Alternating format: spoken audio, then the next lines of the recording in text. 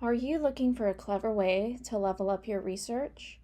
Truncation and wildcards allow you to search for multiple forms of a word. Here's how you can start using them in less than 5 minutes.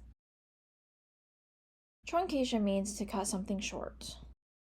So in research, this means that you'll cut a word short, but of course, not with scissors. So let's say that you want to research how foster care impacts children.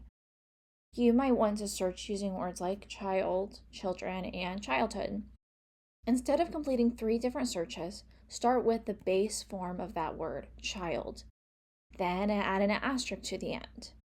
The asterisk indicates that you are searching for a shortened form of the word, and it causes the database to search for all potential endings to that word.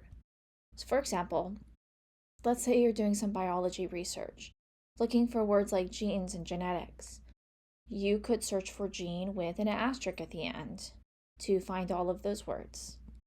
Let's say you're doing criminal justice research, you're interested in violence and violent.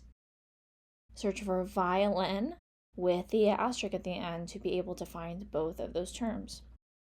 Within education, looking for words like educate, educators, educated, education, you would search for educat with an asterisk at the end.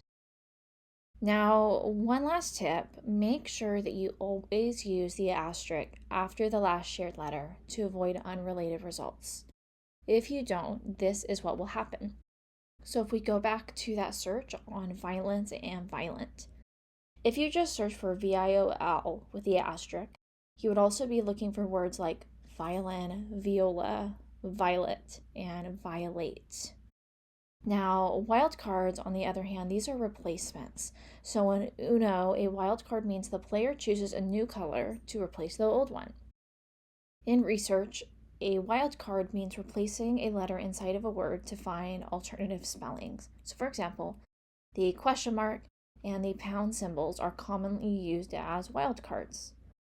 Now, when you use a question mark, it replaces just one letter.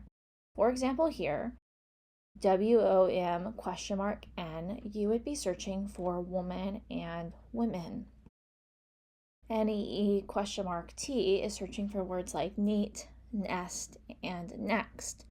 Now, pound symbol, on the other hand, this is when you are looking for words that have an additional letter. This is most common for words with a different British spelling than the American version. So for example, here COL pound symbol R would be both forms of the word color. Same here for pediatric, we're looking for both forms of those words. Another tip with wildcards, they can vary by database, and not every database will offer them.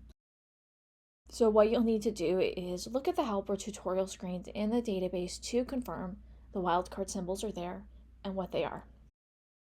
Here's an example of where you could look within the EBSCO databases. Click on that help button and look for the tutorial about wildcards. Now, if you're feeling confused about truncation and wildcards in general, don't panic. Databases often have tutorials like this one, and so when you're browsing that database list, look for the tutorials symbol, which I've highlighted here. Once you're in the database, look for that help or tutorials button like you would for wildcards. EBSCO has an excellent list of tutorials. And of course, don't be afraid to reach out to one of our friendly librarians. All right, that's it for today's quick guide. Happy searching.